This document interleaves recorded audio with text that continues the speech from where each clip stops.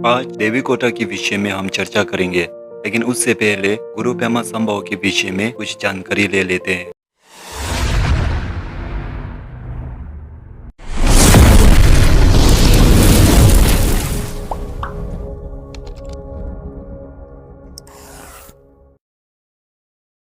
क्या आप जानते हो, गुरु पेमा संभवा बुद्धिस्ट तंत्रियों का एक राजा थे। बुद्ध शाक्यमुनि महापरिनिर्वाण लेने से पहले गुरु पेमा संभव की भविष्यवाणी की।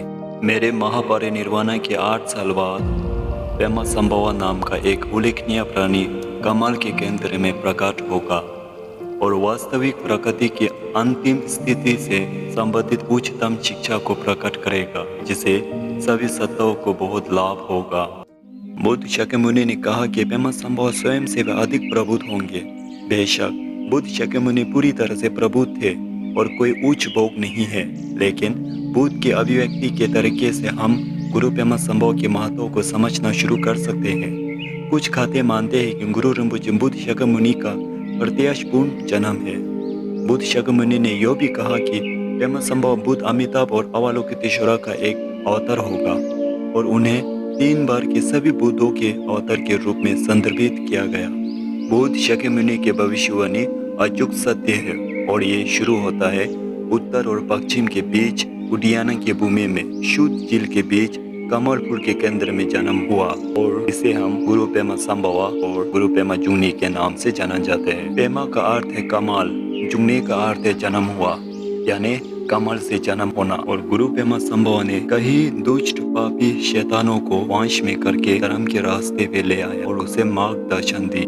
तिब्बती बौद्ध धर्म के संस्थापक पिताओं में से एक के रूप में भी जाने जाते हैं, जो 749 ईस्वी में तिब्बती में प्रकट हुए और 54 साल बिताए। अन्य 2 संस्थापक थे, आचार्य शांतारक्षिता और प्रचलित राजा छिसुंग दुसेन।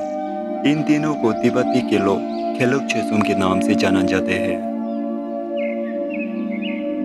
गुरु पेमा संभव ने कई धर्म ग्रंथ और धर्म खजाना को गुप्त रखा गया और बुद्ध भूमि का स्थापना की ताकि आने वाले काल के लिए मार्गदर्शन हो।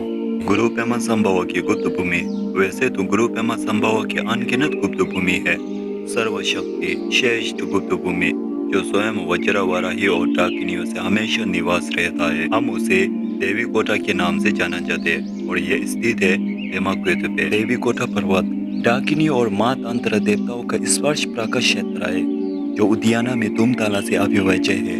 अपने 725 देवताओं के चक्र सनवर का स्थान, साथ ही गुहा समाजा और उनके अनुचर, जहाँ अभिभावक और धर्म रक्षा आकाश में सितारों के रूप में कई धर्म गतिविधियों में शक्ति से संलग्न होते हैं। भाग्यवान जो केवल इस स्थान पर आते हैं उन्हें सहज अनुभूति का अनुभव होगा, लेकिन जो योग्यता से रहित है, जो इसके पवित्र से इनकार करते हैं, उनके गलत विचारों के कारण गंभीर परिणाम प्राप्त होंगे। यहाँ ध्यान का अभ्यास करके कोई भी इस जीवन काल में पूर्ण बुद्धत्व प्राप्त कर सकता है।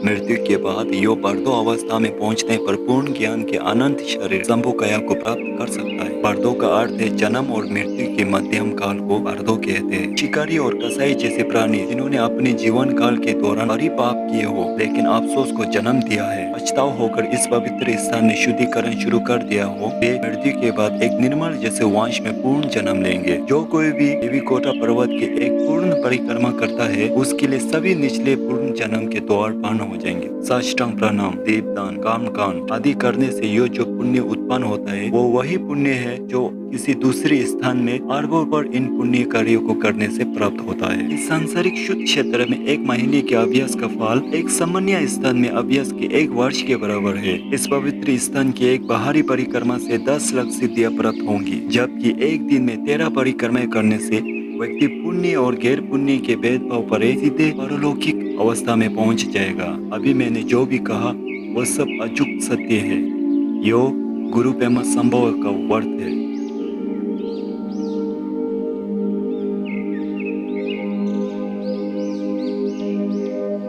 आप सबसे हम विनती करते हैं, प्लीज हमारे चैनल को सब्सक्राइब, शेयर, लाइक और कमेंट जरूर कीजिएगा।